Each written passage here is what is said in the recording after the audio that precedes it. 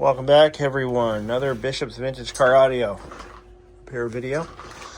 This is a radio that came out of a Toyota AW11. I don't know what that is in Toyota speak, but judging from the analog tuner with push buttons, I'm going to say this is probably... did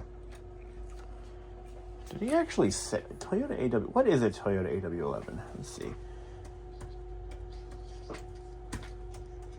Let's see, what the hell is that? That is a Toyota MR2. So, probably going to be... Did he say what year it was? I don't think he said what year it was. Let's see. I'm looking at my customer's input form here. The cassette player. He just told me what it was, but he didn't say what year it was. Oh, okay. So, just in my head, my light.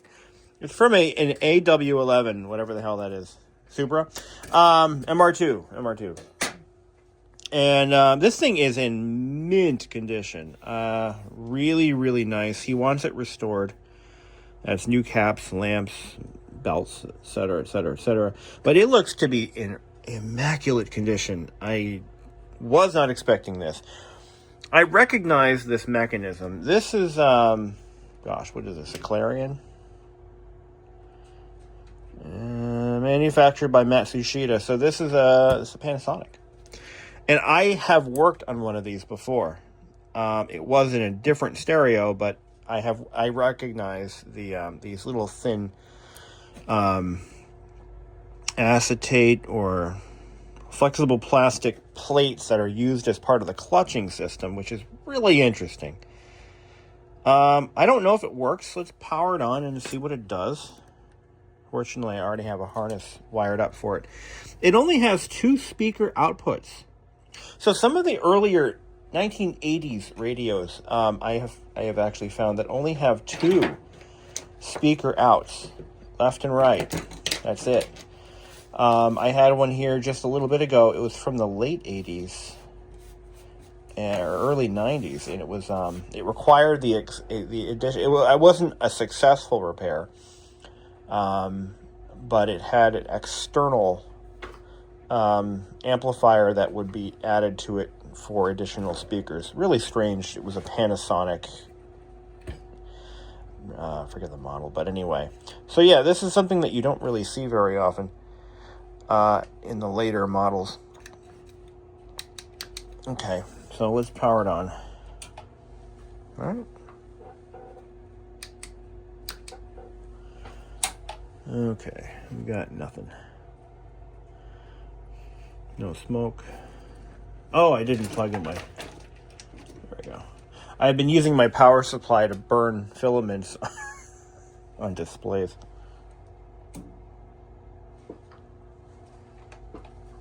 It's not drawing any power at all. Okay. There's no power draw. That's interesting. Power's up. Voltage is up. Okay. I gotta be careful because I don't want to melt anything. If there's a wiring problem or something wrong with the unit, I don't want to mess with it too much until I know what the problem is. Okay. Let's see. We're not getting any lights, are we? No lights. Nada. No amp draw whatsoever. Okay.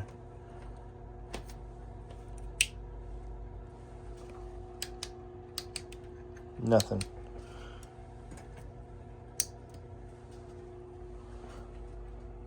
Okay. We have a ground. Not doing a thing. Not drawing any power at all. All right.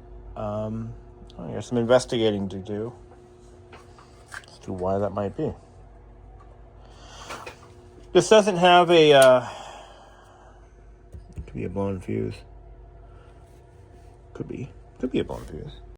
So this customer actually sent me a spare parts unit as well, and this one somebody tried replacing a belt in it, and there's just. Looks like they completely tore apart this one-way clutch system. This is really sad. But let's see if this one powers up. Maybe there's an issue with my wiring. And I noticed a missing pin that corresponds to the dimmer circuit for the lighting. And this one also has that pin missing, and it's not used on the harness apparently. So, although, strangely enough, there's a wire on it. That's strange. Yeah, there's a wire on that. What the hell? This thing's got... Oh, they just... Oh, okay. Oh my god. This thing is ruined. But I want to see what it does if I plug it in. I mean, it's already trash. Let's see what happens. Oh my god, there's screws everywhere.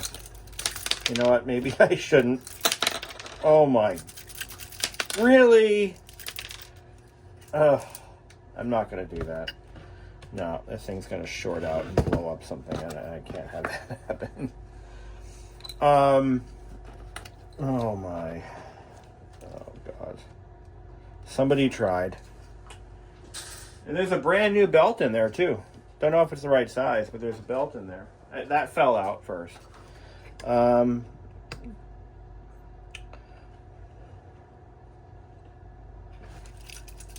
man.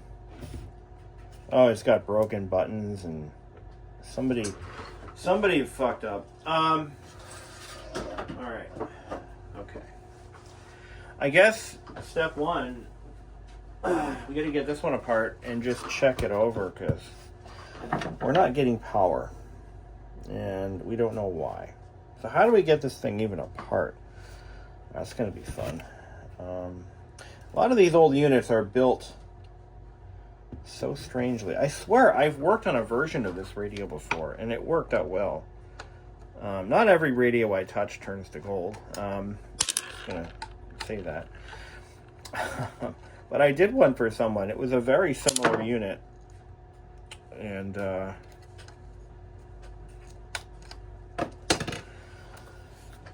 required a lot of desoldering to get it apart, which I hate that. I don't like those units. Like, they really ruin my day, because they're a ton of work. So we got to figure out where we're getting power and why we're not getting it where it needs to be. Could be anything, really, at this point. But I got to look this thing over real carefully, because it wouldn't take much to screw it up. Take lots of pictures. But we should be getting lighting, if anything, at a minimum. This one doesn't show any signs of being tampered with, which was my first big concern, because when they've been messed with, you never know what you're going to find or how bad it's going to be. The other one, that's just a parts unit. I'm not even sure if it's going to be good for that. But anyway, let's see. Let's see how they put it together and study it carefully, because I don't want to have to... I'm looking for corrosion too. Anyway. Interesting. Didn't take me long to figure out why we're not getting power. This is burned up right here.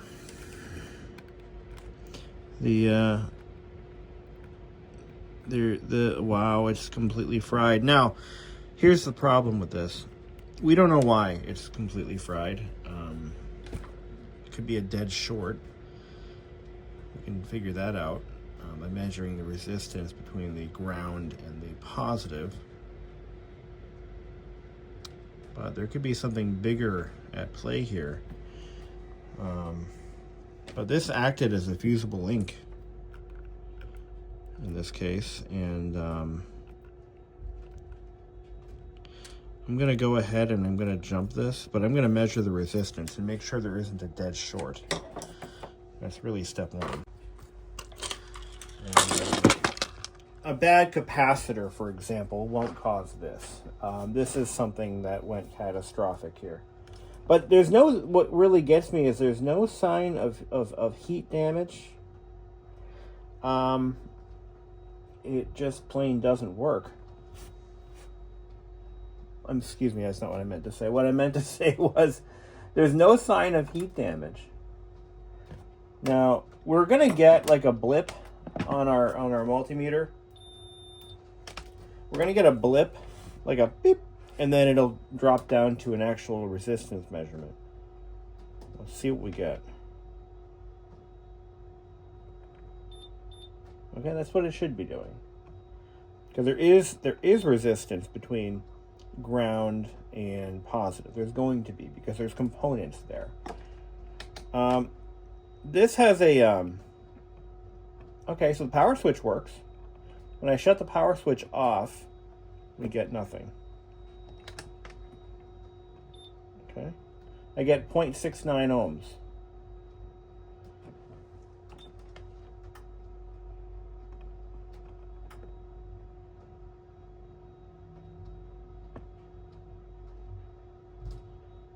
I get 10 kiloohms when I measure for resistance. I'm doing the diode check, but yeah, 10 ohms. All right. Tell you what we're going to do. I'm going to put a thin piece of wire there, something that will burn fast if there is a problem. And I'm going to cut out some of the loose ends. I think I have a razor blade here somewhere, don't I? Where's my razor blades?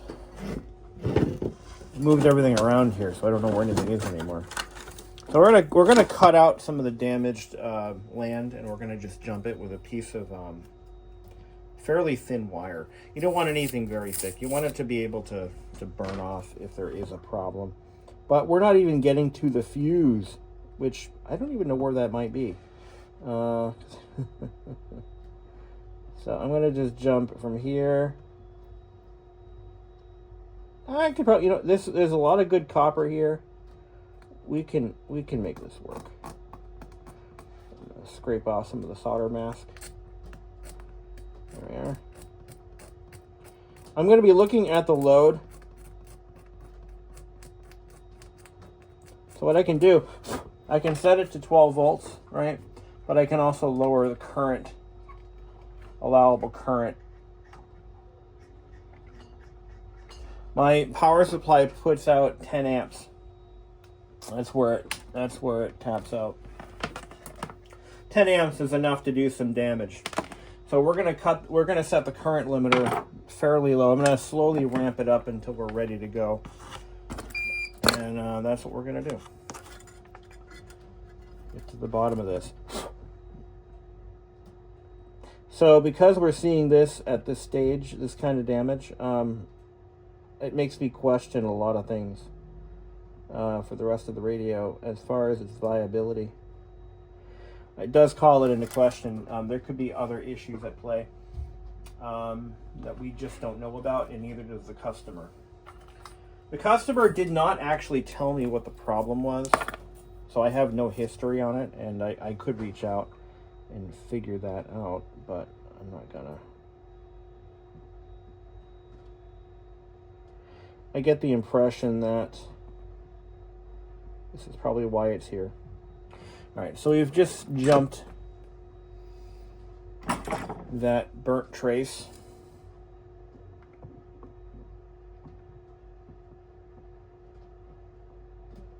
With a little bit of a thin rework wire. Okay. So that's why we weren't getting power to it. Okay.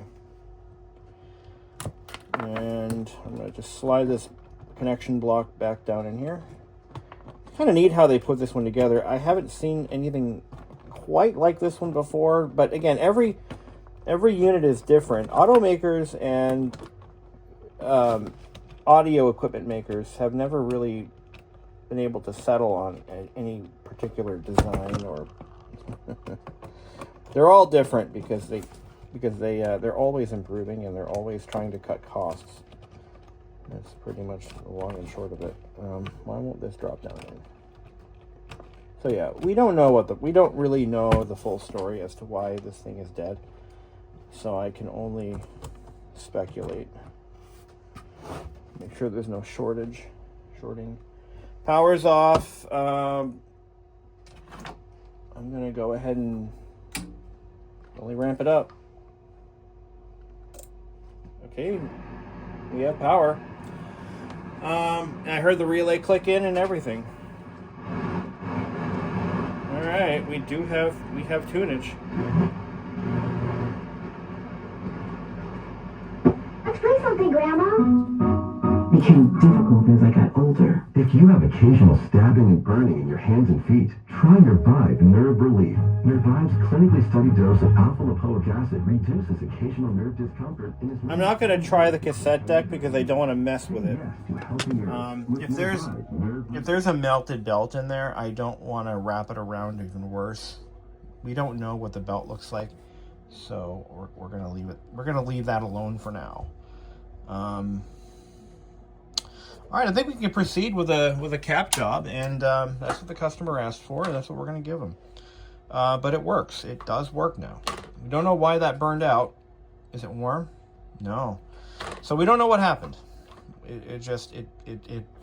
That trace just vaporized, I guess. I don't know. All right, I got to get some photos. We're going to take it apart. We're gonna go right through it. All right, somebody's been in here before. Look at this. These screws are rounded off. Somebody actually cut this screw. This belt has likely been replaced. It's a little weak, but I can tell by the belt flex. I actually think I have one of these on hand from another radio I worked on, but my God. Yeah, someone's been in here tampering. They did a nice job putting it together, so it wasn't someone who didn't know what the hell they were doing, but they had some troubles, clearly. But we're in here for a recap, and I'm going to also spritz some of the contacts with a little bit of cleaner. But you got to be careful, when you're taking on stuff like this as a small business owner. Sometimes you run into stuff that you don't anticipate. Like I wasn't anticipating. Well, now I have to contend with somebody else's handiwork. I don't know how good or how bad of a job they did, and what else they might have broken. But that's just, more stuff we need to now consider. But I'm going to do my best. Everything in here does look to be very clean. I'm impressed by that. Usually they're not this clean. But, yeah, this is very similar to a unit that I had worked on not too long ago. So I kind of know what I'm in for, which is helpful. That belt notwithstanding. These are kind of tricky to do belts on because you have to remove the cap stands, I believe, to get this cover off. It's not the most fun. And I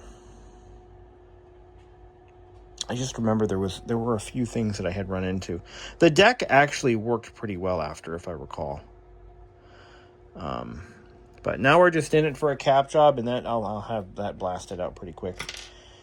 Just got a shipment of new caps, so I'm all plenty stocked up on that. It's the belt that I'm not too sure about. It's got this grease on there. It's still pliable. It's not bad. But we're doing the cap job as a proactive measure. Even though it works today, we want to keep it that way. So that's why we're doing it. So, all right. Well, I got it working. Not that it didn't work before, but come on. There's a lot of slip.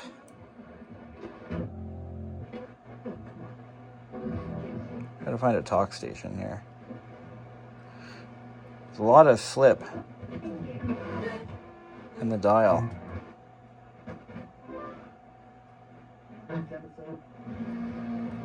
Scientists have already fast-tracked another important use for black fungus, protecting astronauts from cosmic radiation. Open your free IR search. So it works. After you use the sheets and realize how fresh, soft, less wrinkled, I've had a couple of units that were, kind of this vintage that just didn't want to live anymore. So we found, obviously, one problem with that. I'm going to have to do a nicer job. Now that I fixed or found the issue, we're gonna do a better job with that. I'm going to make it look better and all that. Let's see how the tape deck works. Okay. That's a negative. It's trying. That belt was a little bit loose. Yeah. Okay. Oh. So it didn't completely set down. We are getting sound. Let's see if it auto reverses. These are pretty slow. There we go. Okay, it's auto reversing.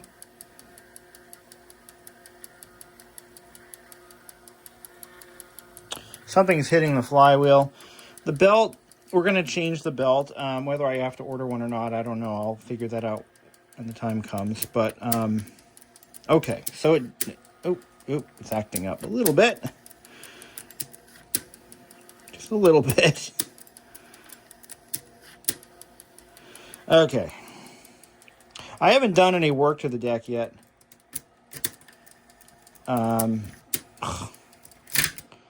Youth Detention Center, Juvenile Detention Center. All right. Church or other institution. So, okay. Yeah, we're going to need to do a little work to that. Let's put a tone through it. That way I'll at least know if the motor's any good.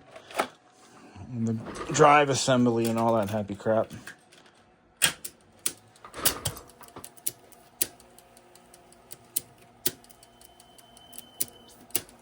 I think so. That's the end of the tape, isn't it?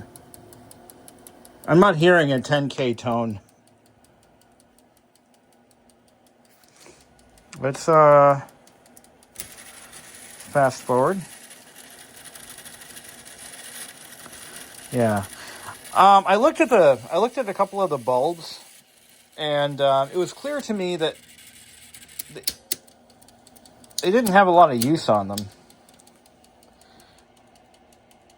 Oh, Jesus. Is that belt slip or is that something else going on? Okay, that's the end of the tape, so it flips over. And it flips right back again. There's something dragging it.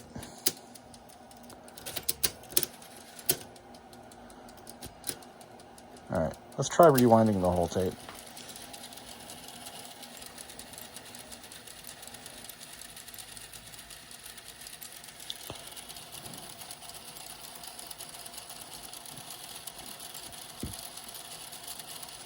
Yeah, something's hitting it over here. But everything seems to work. I have not recapped this board yet. Not that that's going to affect anything. Just mentioning it because that should be a 10,000 hertz tone. I'm not hearing it at all. At all. What's that do?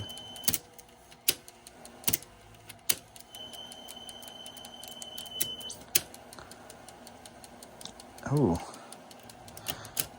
Okay. Let's pop it out. $1,000 off. That's $12,000. Yeah.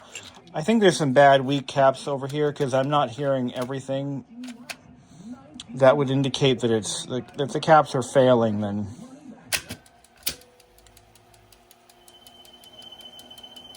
yeah. That motor's likely on its way out. Mm-hmm. Mm-mm. Is this the reverse button? Yeah, I think it is. Yeah, this is the reverse button. Okay.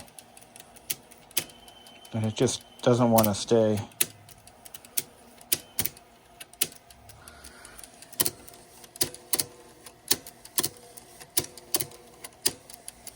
Huh. Okay. Okay. So we got some work to do. Window of our home. Listen on America's number one That's to be podcast expected. Now, network. these lights aren't coming on. I don't think they're blown, though. Start listening. Does this have a power on off? Doesn't have a separate light switch or anything, does it? Let's see. Metal program, metal Dolby. Yeah.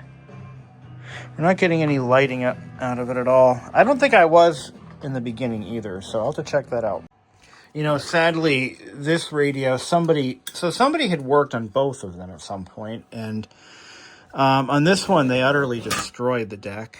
It's going to take a little bit of doing. I think we can fix her. But, yeah, I don't like to see this kind of stuff, you know. If he had sent me this radio and said, I want you to restore this, I would have unfortunately had to reject the request. There's no way. I couldn't do it. Unless the customer sends me a parts unit, there is nothing I can do. If it's damaged to that point, somebody had a field day trying to fix it. And that is really, really, really unfortunate that happened. So I went through my footage, and the lights were indeed out. Could be a wiring harness configuration issue here, or it could be blown bulbs. But the bulbs look brand new. They do not look, because you can tell by looking at them if they're burnt. These were not like that. And the rest of the unit is in such good condition, I would be surprised if they were burned. But you know something? I've been wrong before. So we can look at changing those out. But this unit is 100% better than it was when it showed up, which is a good result for me. I like that. I'm going into this one with the benefit of having worked on one before. So that is really nice. That almost never happens with these oddball units. So I cherish these moments. Let's see. So this little, we're going to remove this circlip carefully. You don't want to lose it.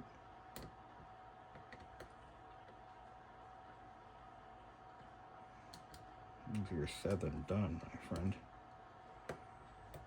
Okay, there we go. I believe when you're servicing these using the factory approved methods and such, little clips like this are one-time use.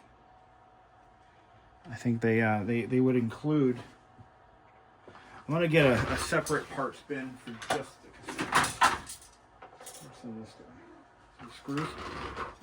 All right, I'm gonna use this as my parts bin. I'm gonna keep them separated. Yeah. So what you got to do is you have to slide this over here, all without breaking, and that is the challenge. You got to do it without breaking these clutches. So what it is a one-way clutch. It's made out of acetate, and it looks like this one might be cracked. And that could be a very, very serious problem. Potentially even fatal, as a matter of fact. But can I just drop this down just enough to unhitch? Oh, no, I can't. I have to, yeah. Okay, I have to do this. That's right. So somebody's been in here before. We've established that. And that makes this job just 10 times harder, because somebody's already done it wrong once. Yeah? Okay. I think we've established that. Of course, we all got to start somewhere, you know? I'm not perfect either. I believe the... if I knock this carriage in, I think I can get to... Oh yeah, look at that. It's not dropping down.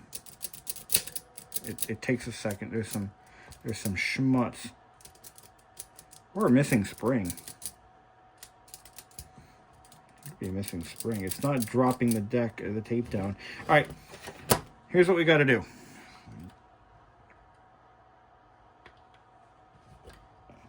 We've got to remove the circlip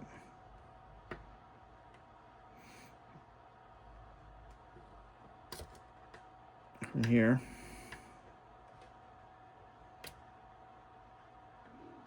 Again, without breaking it. Put it in the tray. Okay. Pop this off. Is that what I did last time? No, it's not what I did last time.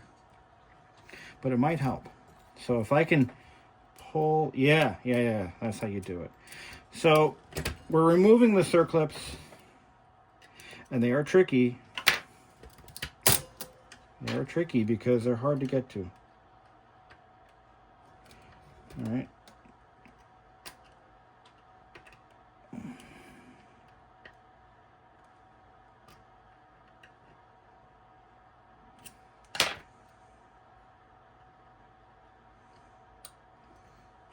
Success. I'll lose it. And this whole thing drop out like so. Because this has to come out. This has to come out. I believe they both do. And we did release this guy here, so it should also come up for air. And that, my friends, is how you do it. Yeah, there's a lot of buildup here. I can see that these are sticky. Looks like somebody put some white lithium grease where it don't belong. Get these out. Okay. We're going to make sure that all of this... So these remain. You don't take these out. But look at how sticky that is. No wonder it's getting stuck. Okay. That might be an easy fix. Relatively speaking. Don't use white lithium grease on these guys. That's what they used. Yeah, somebody had a field day. This could have been 30 years ago, you know. Think about it. This could have been 30 freaking years ago. At least they didn't break my clutches. Now this, all right, there we go. We're going to put a drop of oil on that bronze bushing there. We're going to clean these up.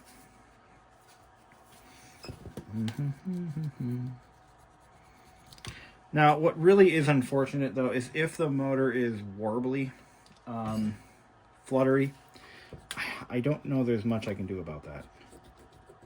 If anybody has any ideas.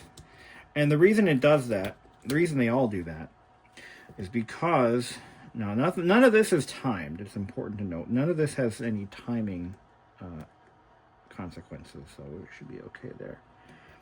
Everything here looks to be intact. It's exactly where it should be. Metal to metal, we can put a drop of oil. Plastic to plastic, or plastic to metal, I use polyolefin grease. That's what I use. Works well. The oil that I use is clock oil. It's worked very well for me over the years. But you don't want clock oil getting on any rubber components. You don't want it getting on anything made of plastic. That's key. So a little bit of clock oil on our capstan bushings. We'll be wiping off any excess oil later. And give them a good spin. Make sure they spin free. And if it was equipped, make sure that you put it back with the little plastic spacers. There should be a little plastic, at least one plastic spacer. It's a bushing made for anti-friction. Okay. Motor spins freely. We're going to put a drop of oil down the motor shaft. Just good karma. Give it a good spin. Fortunately, we don't have any rubber debris or residue. That's nice.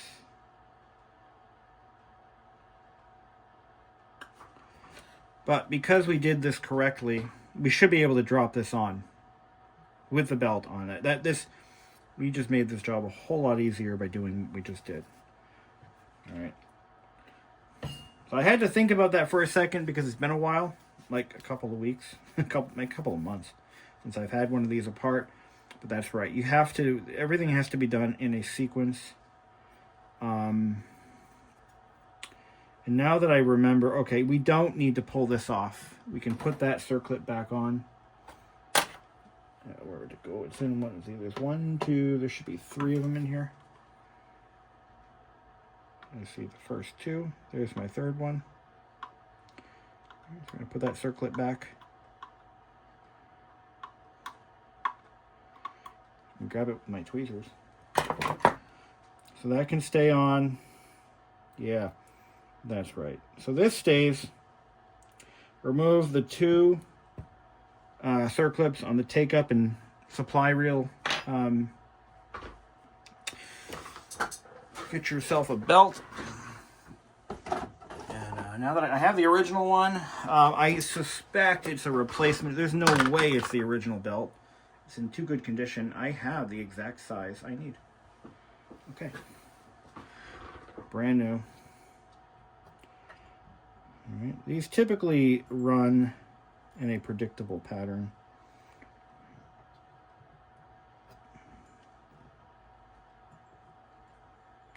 Sometimes they're easier than others. I think I have one size down from... I usually buy a couple of different sizes when I'm working on a machine I'm not familiar with. So that's a nice brand new belt. Ooh. It does have a little slack in it. I don't know. Let's see if I got another one. This one's smaller or bigger? But I have a couple of oddballs here. Maybe we're okay. I like to not have any slack. Let's see.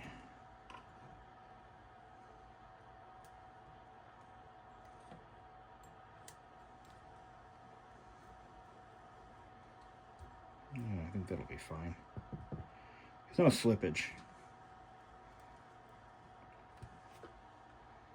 Yeah, that'll do. I have another one. I don't know if it's new or old. I came with the parts unit. So let's get some polyolefin grease. And again, this belt has probably been replaced once or twice, probably once. But we don't know what its age is, and the customer is paying for a new belt, so he's getting a new belt, and he gets his old one back. Free. Okay, where's my brush? And we're gonna daub a little bit of grease on a few spots. I'm gonna get it on my put just a little bit of it here, put a little bit of it there. This is polyolefin. This is not white lithium grease. It is not the right stuff to use. And you can see there, the factory knows where the grease goes, so you know you can put grease where the factory put it, and you'll be okay. All right. Now let's get this back on.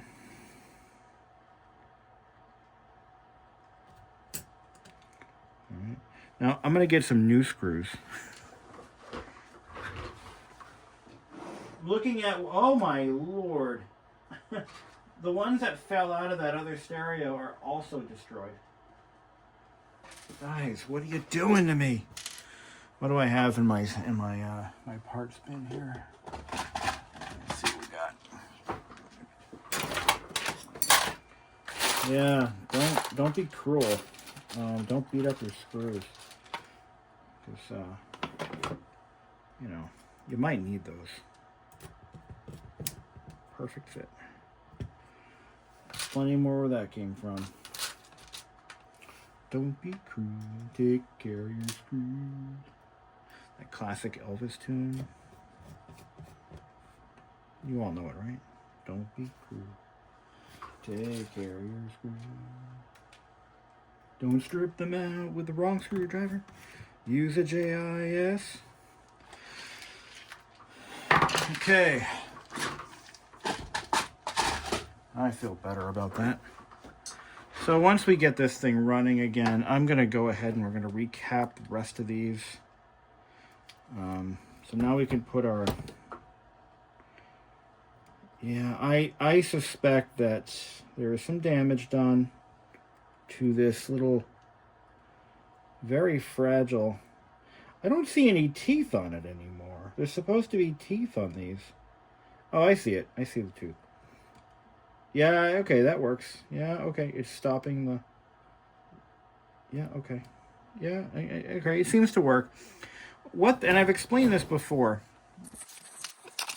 but these, so here's one that's been ripped apart.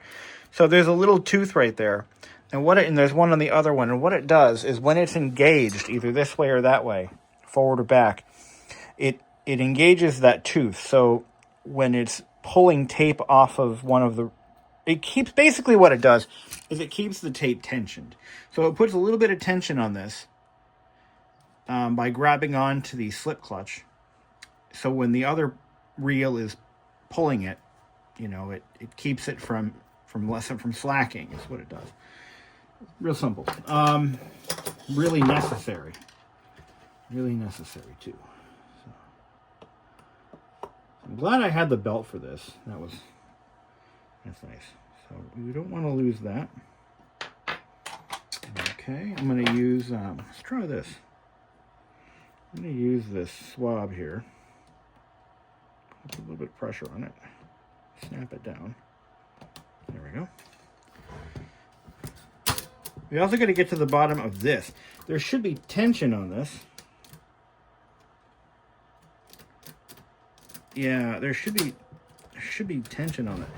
So probably going to be a either a stiction or there's a spring missing. And we'll investigate that next. Those are the two biggest problems that I see with this deck internally that are not cap related. So, okay, that one snapped in. So what the hell's going on here? Why are we getting such grease? I see, okay. Somebody fucked with this. Because all of these screws are mangled. You know how there's an old mechanics adage, if you watch while I work on it, it's this much. If you try to fix it yourself, it's this much, and it's like the highest price available. I do see, let's see if I can get the other one apart. And yeah, maybe. No, that's there.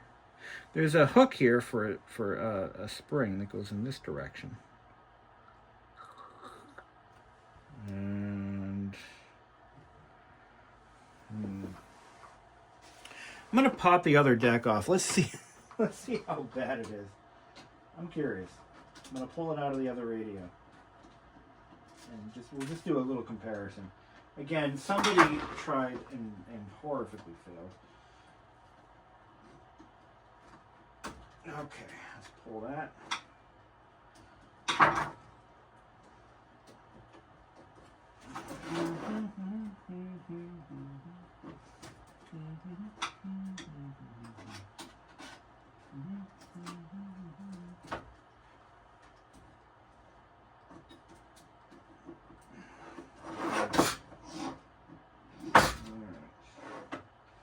What other screws hold this guy in place? Is there any on the side? Oh, I got to get it from the front. Damn it. Let's just take a good look at it. I'm sure I can figure this out without... Okay, so I found the case of the missing spring. It's actually, and you have to disassemble that deck pretty deeply to get to it, but it's right there. You see that? Yeah, that's what's missing. See that little guy? Completely missing. Okay.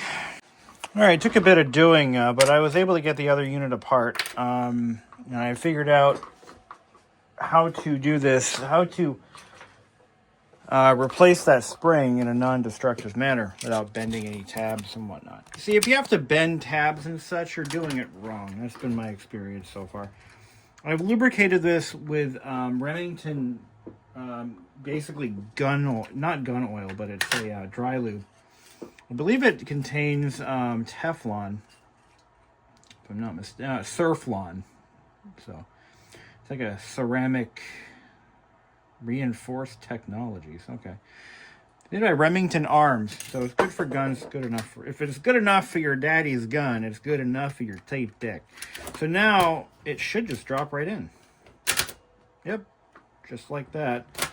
So somebody went through the trouble of tearing this thing apart to the point of removing a critical spring, put it back together again, and then I don't know. Look, I'm not making fun of this person. I don't know who did it. I don't know why they did this. But I'm just grateful that I was able to piece this back together for my customer, because, you know, this is a nice little radio, you know. It's going into a classic Toyota, you know, a nice little Supra. Not a Supra. What the fuck is it going to be? But it's going into a nice little, you know, classic little car, and you know, I like to see it. You know, I like to see this go smoothly.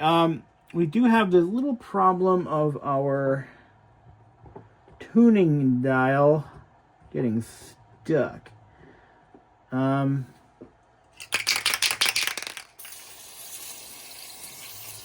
Is there too much resistance on the slides? Maybe. I mean, this moves pretty smoothly.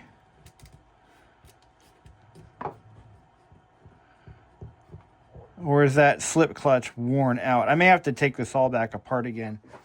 But, you know, I have another unit right here I can just kind of look at for... Oh, parts are falling all over the place. This one has the same problem. Goes into a universal... The shaft goes down at an angle to a universal joint that's under the tuning pack. And somewhere in there is a clutch. I could easily just tear it out and take a look at that clutch and see where the problem lies. This is unacceptable. That should be fixable. But all the solvents evaporate off and it leaves behind kind of a Teflon-like substance. Yeah, we may have to pull this guy back apart again. Yeah, that's what I'm thinking. Oh, that's an improvement. It actually went all the way to this end, no issues. Made it to the end. So maybe all it is, right about there is where it sticks. And the trick is going to be doing this repair without messing up the alignment of the tuning deck. Yeah, free that up. Okay. This lubricant is doing its job. There we go. So it goes all the way that way. I'll spray a little bit. This won't affect the tuning coils. I don't think it's going to be an issue. The tuning coils are all over on this side, right? Yeah, it wants to stick. It's getting better. I think it's a viscous coupling is what it is, and it's just worn out. Or there's too much drag on the tuning mech. Oh, this is getting better. It's improving. All right. Now you stay improved. Yeah, look at that. It's freeing up. Free Willy. So we fixed all those little issues. We still have to do a cap job. I'm gonna... Are these not set? Shit. Hold on a second. Oh, that got misaligned. I'll have to take this cover back off again. There's a tuning slug right here. All these early tuners had that feature. What in the world? I'm gonna set this one to here.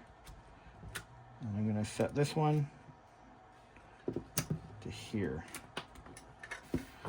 All right. So now if I press it, okay. All right. So that does work. I was getting nervous. I'm like, oh no, that doesn't work either. The preset. Anyway, it's all kind of gummed up. I don't want to tear it apart if I don't have to, because I don't have the equipment necessary to recalibrate an analog tuner. I just don't have that equipment here. But that's improving. Yes, that is improving. Let's give that U-joint some love here. Oh, that turns nicer now. All right, I think we got this thing licked. All right, we're going to let all that solvent evaporate off. I used it in the cassette deck as well, and it leaves behind a nice dry film of lubricant, just enough lubricant. I really have started to love this stuff. It has solved some very tricky situations. I'll be honest. It's solved a lot of little problems, like stuff where I can't get a good lubricant into without, tearing the world apart. It's good stuff. It's really good stuff. So, our cassette deck should be effectively repaired. We still need to do the caps, and we'll go from there. Okay, so why do we recap these entire chassis? Why do we do it? Why do we do cap jobs? Why is this important? Well, let's take a look over here. Now, I took every cap off of the main board, the tuner board, the whole thing. And they all looked physically intact. That doesn't mean they're good. It doesn't mean they're bad. But they look to be okay. But check this out. These are going bad. Now, you'll remember, if you recall, the audio tests coming from the cassette deck were very weak. And behavior was a little erratic, too. But I think we know why that was. Some stiction issues. But check this out. Look at these caps. Look at that. Now, it's only a matter of time. It's only a matter of time before the rest of the capacitors in the unit start to look like that. So what we want to do is we want to just hit the reset button on the age of the unit and make it new again, so that this stuff doesn't happen. This type of corrosion can lead to board damage. In fact, I'd be shocked if it hadn't already.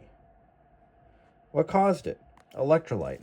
These are full of electrolyte, which is corrosive when it enters the atmosphere. When it leaks out, it becomes corrosive. We're gonna change them all. We're not gonna just, look at that one. All of these are bad. You gotta replace them. And this thing is 40 years old. This was made in about 1985. It's 40 years old now. It's time. If you're gonna put it back in service, do it right. Do a full cap job. Don't piecemeal it. All right, we've replaced all the caps. We've done everything we could possibly do. We fixed them. Oh, it gets better. I found a bunch of screws on the deck that I wouldn't have known to check unless if I didn't accidentally discover they were loose. So this is the risk when you're taking on a project that clearly somebody else had tried to mess with. You don't know what they did. They didn't leave notes. They didn't leave any signs of what they did. But there were some screws that were loose that were in critical spots, and I'm glad I didn't check them because they, I didn't know I had to. Anyway, okay. So I was ready to throw in the towel at the 11th hour, and I found the problem. Remember this little reed switch I mentioned earlier? Yeah, about that. It's out of adjustment. It's this reed switch right here. Now watch what happens when I open it. Now that reed switch was the problem the whole fucking time. So what we need to do is loosen up this screw right here. We need to move it. So there were legitimate issues that we had to work through here. A lot of them. Like a lot of issues that were just mind-boggling. Caps tampered with. We have a head that needs to now be realigned, which I have the equipment to do. Just little things here and there. And I think we have a handle on it. So what I'm going to do, I'm going to loosen up this screw right here, gently. Now that switch is going to it pivots. I want to find something non-conductive to pivot back with, like this.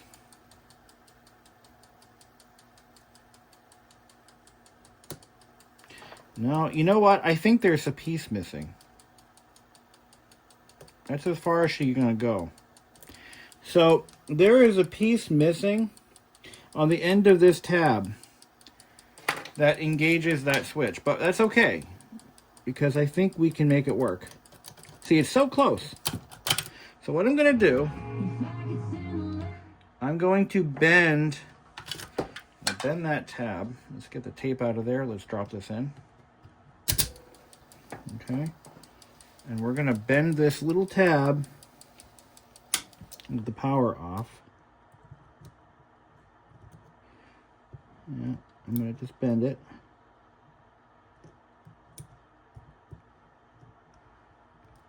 Just a little bit. Maybe a little bit more. Yeah, there is a piece missing off of it. That much is obvious here. But we can make this work. I think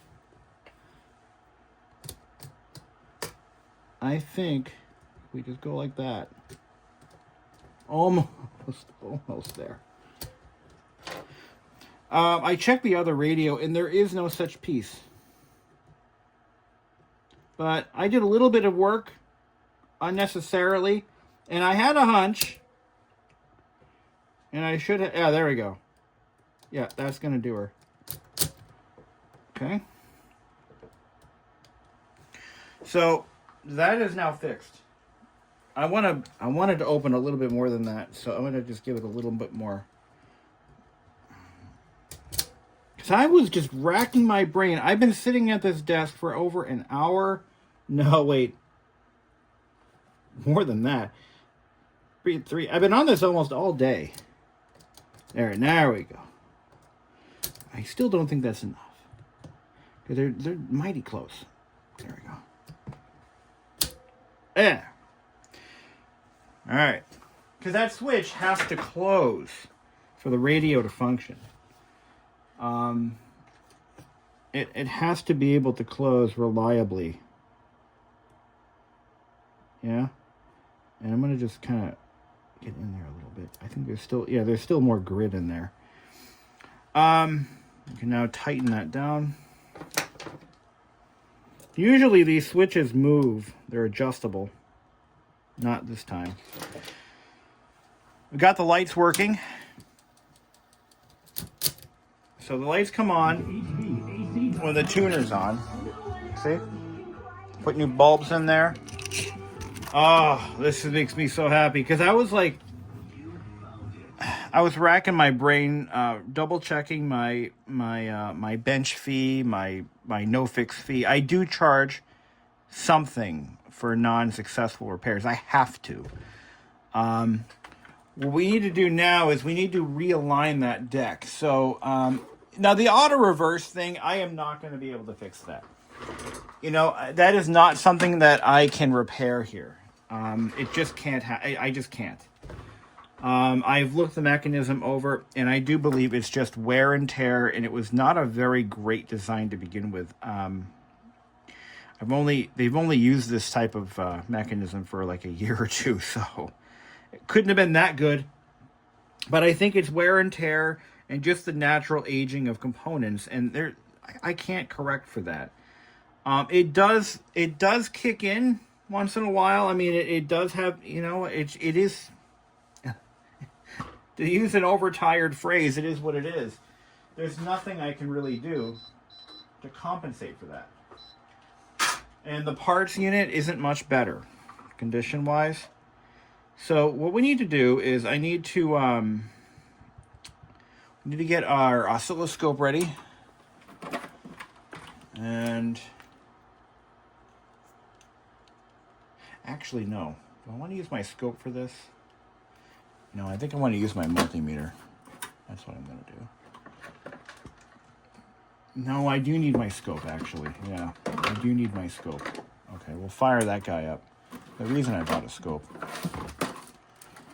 And we're going to need 2 leads, left and right. My bench is kind of a mess right now. So I think we've just pulled off the impossible on this radio. I think we're going to be in good shape. I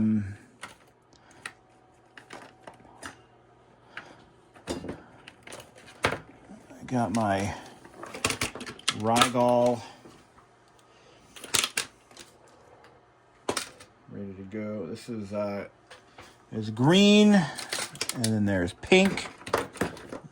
The color scheme is a little weird because the green and the blue are like the same color. Don't know why that is. And they're calibrated for each channel, whatever. Okay.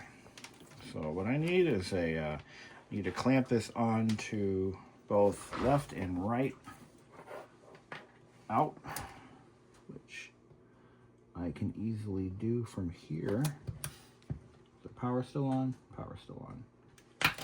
Let's turn power off. I believe this is a common ground audio, so both speakers share a ground. And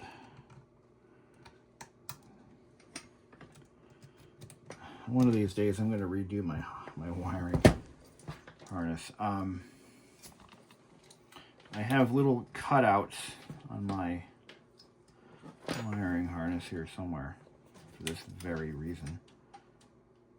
Yeah, there they are. Yeah.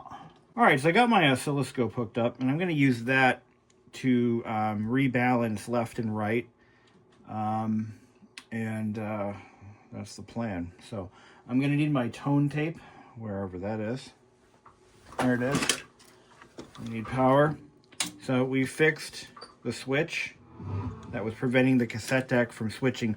So when that switch is closed, it goes to tuner audio. When it's open, it switches to cassette. Of course, it's still... There's my 10,000 tone.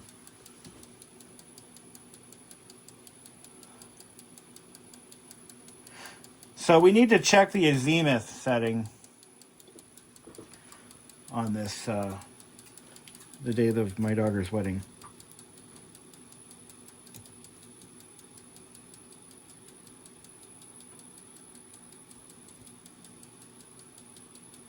There we go. The waveform looks as you might expect. It's coming up as 10,000 hertz. But we need to increase the, let me show you what it looks like on the scope here.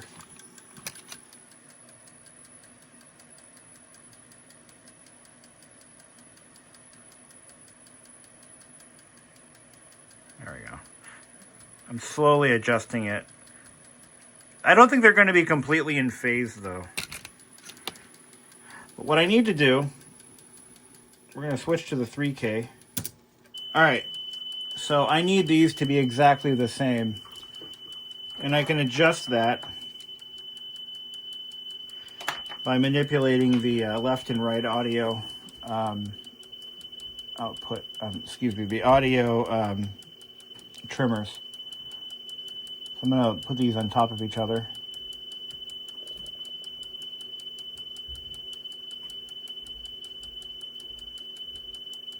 Come on, you. Yeah, they're a little out of phase.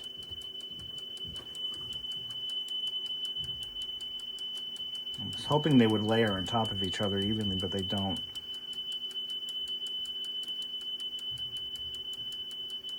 There we go.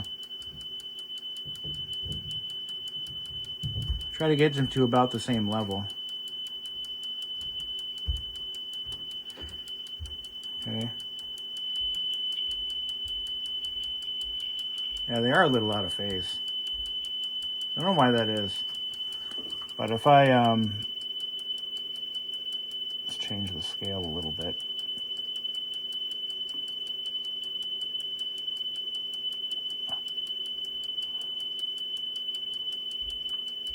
Where's my,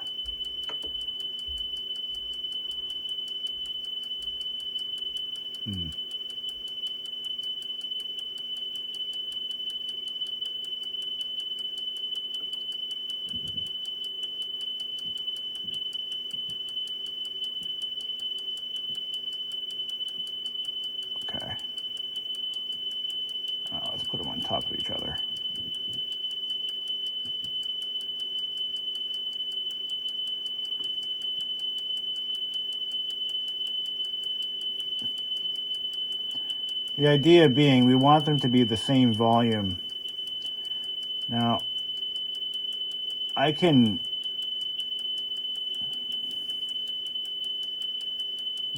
shift them. No, of course not. So one of them has to go up a little bit. Which one is this? That's the yellow one.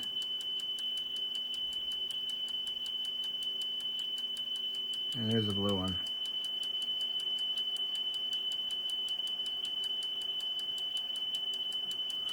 Okay. Yellow one needs to get a little bigger. Just a little bit of swell.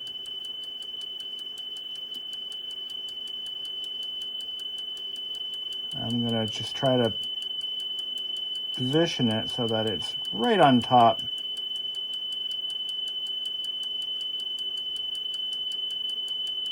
That should do it. A little better. Now let's see what it looks like when I manipulate the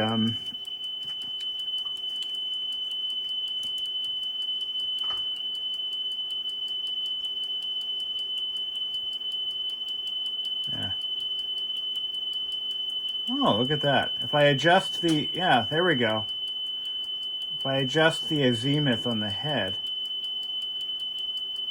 I can just about get them to lay on top of each other.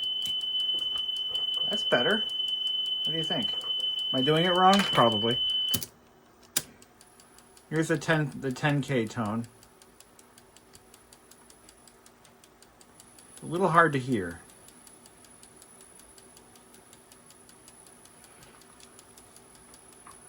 Let's try auto adjust to that.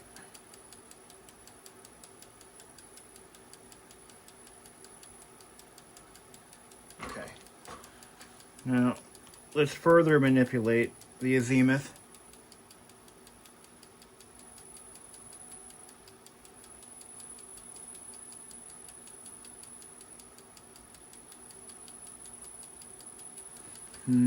Change the scale a little bit.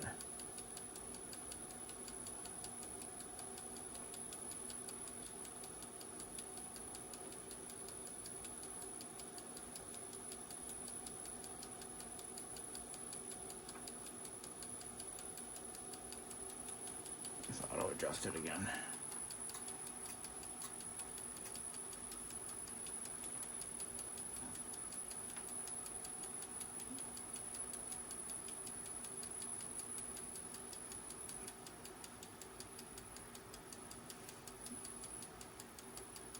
I don't usually have to adjust azimuth on these, so I'm going to do some more research on this and figure out what it should look like. I think it's a fair thing to do.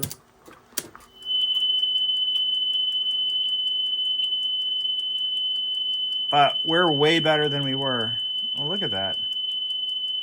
That's at 1 volt scale.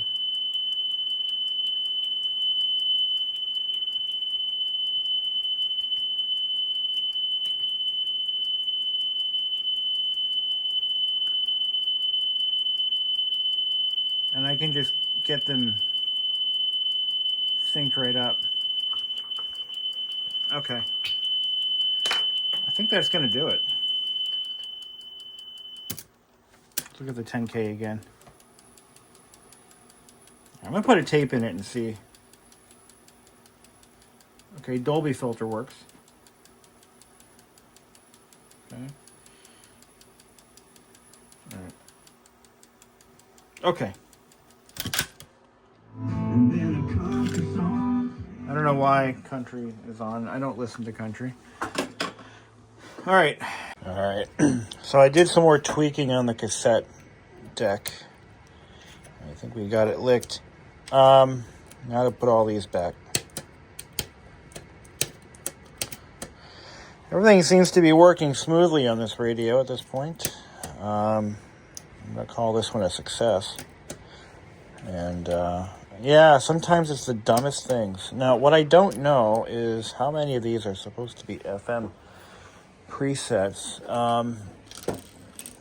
FM. That was the last. Maybe 4. Okay, so these are all FM. So how this works is these switch to AM and these switch. These are FM presets and these are AM. So there's no AM FM switch. It's all done through the preset selectors. This is a trimmer. It's to compensate for antenna length and variables between vehicle installs. I'm going to tidy up the wiring in here and finish putting this together, and then we'll take a look and see what it looks like at the end of the day. Now this faceplate, yeah, I could put this right back on, no big deal, but this looks like shit. I'm going to polish it.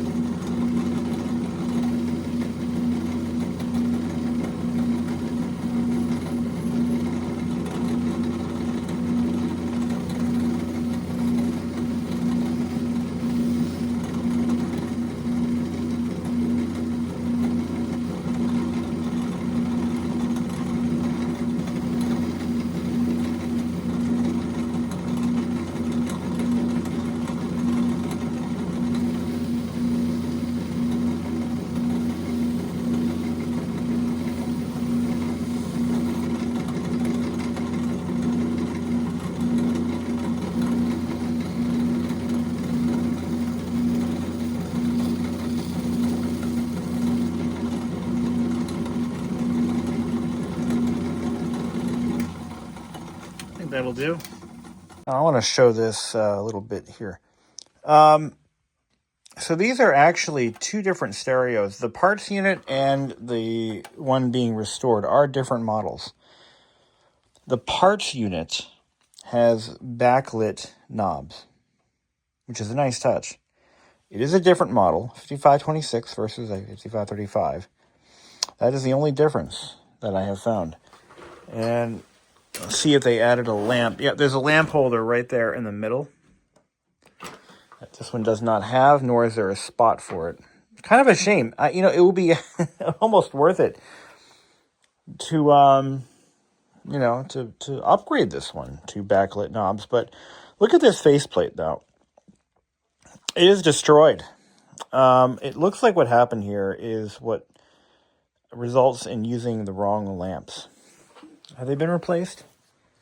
Let's see. No. No, that's not the... Oh, yeah. This has got a nice bulb cover.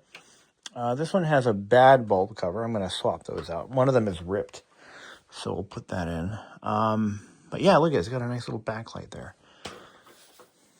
This one came out of an MR2, so I'm told. The other one, who knows? Could have been a Camry or maybe a Cressida. Something a little bit more upmarket. Okay. All right, let's put it together. All right, so we have a problem. Now, as I mentioned earlier, these push buttons are your band selector. So FM, FM, AM. You have 2 AM presets, 3 FM. Now to set these, you got to pull these out and they unlatch, and then you tune the station you want and you press it back in. The problem is, there's nothing holding these on. And so I'm going to have to come up with a way to fix that. So I've come up with one possibility. I'm looking at the tab or the tongue that it connects to. And it looks like I can do this actually, but I have to take the faceplate back off. So what happened was at some point someone bent all the tabs out of position, and it wasn't me. They bent all the tabs that retain those push buttons, and they bent them all out of alignment. So I I mean, yeah, it's good they did that because at least they could remove the faceplate without any real drama, but I'm going to have to bend them back. These are the little details that you might miss if you're not familiar with these push button tuners. All right, so looks to me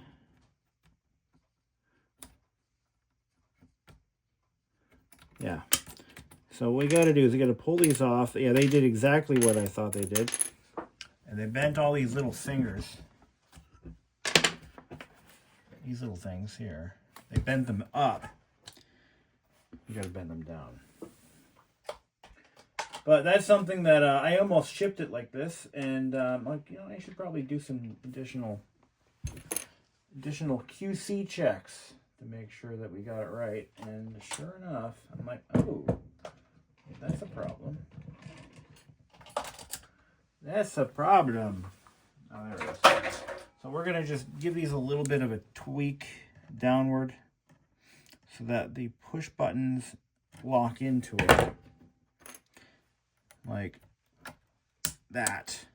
Ooh, not like that. Yeah, you need to go a little more than that.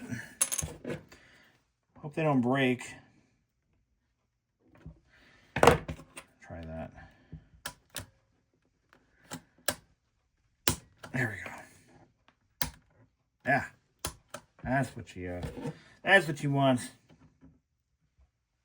All right, let's do this one.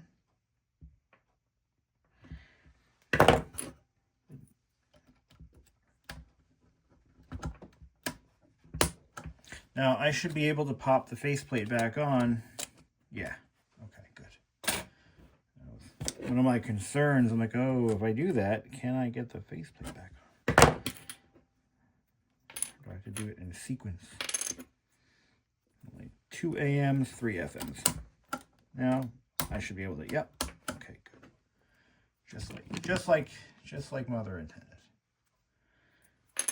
I should just bend them all. What am I doing here? What am I doing? I'm so inefficient. Bend, bend, bend. Hopefully not. You don't want to go too far with it. So removing these is a delicate procedure. Oh. It's a delicate procedure because you don't want to accidentally break anything. So you have to make sure that when you pull these off, they don't just pull off. You have to, sometimes there's a locking tab in the bottom, and you want to make sure that you're, you know, addressing that. There we go. Yeah, they're locked in. There was once a time when these were so commonplace. When I was a kid, in the 1980s, when I was a young little kid, every car had radios that had these push buttons on them. And I didn't learn what they were until many years later. I think it was, yeah, many years later, I did not know what those were for. I had no idea. And I didn't get my first car, of course, until much later. But so what are we hanging up on? Oh, the buttons? Not my buttons. Okay. Let's get those buttons to poke through. I'm sorry about the camera work, guys. You know, I'm not getting paid to do camera work. I'm getting paid to fix a fucking radio, so give me a break. Oh, fine. I'll re-angle it. There we go. That, and some of my customers like to see, you know, their radios getting surgically repaired. So, there's that. Put these back on. It's a nice little radio. It really is. Basic, simple. You know, not something that you would expect a car to have, even a classic car. You know, a lot of these got ripped out in the 90s. By the 1990s, when CD players became, you know, pretty much de facto standard, a lot of these radios got yanked because they were functionally outdated. They were obsolete. And so there's not a lot of these left in these cars. There are some, but here we go. Power back up again. All right, I'm gonna set some presets. Set that one. There we go.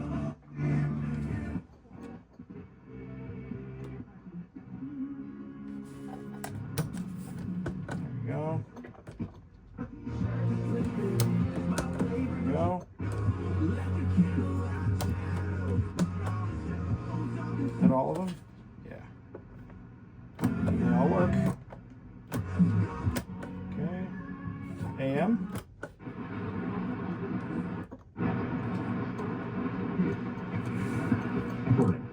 Emotional transformation that goes beyond aesthetic and investment.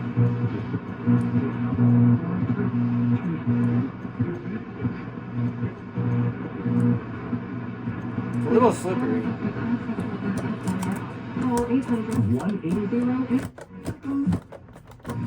All good. Now let's put a test tape in there. Let's verify the cassette deck. What do we got? Anything good? Dr. Demento. Sure, why not? Entertaining. And they say we'll have some fun. I want to hear the other side, bitch. Everything's cool. And they say we'll have some fun. Have some fun if it stops raining. Yeah, it's flaky. It's flaky. With Joe Spivey, he developed Dolby? poison ivy. Metal? You remember Leonard Skinner? He got ptomaine poisoning last night after. Sounds alright to me. All the Not perfect, but hate the waiters. again, you'll have a hell of a time finding a perfect cassette deck, cassette tape anyway. So that's going to be the challenge. Finding a good cassette tape. Good luck with that. All right, I'm going to close out this video. Ooh, the firm.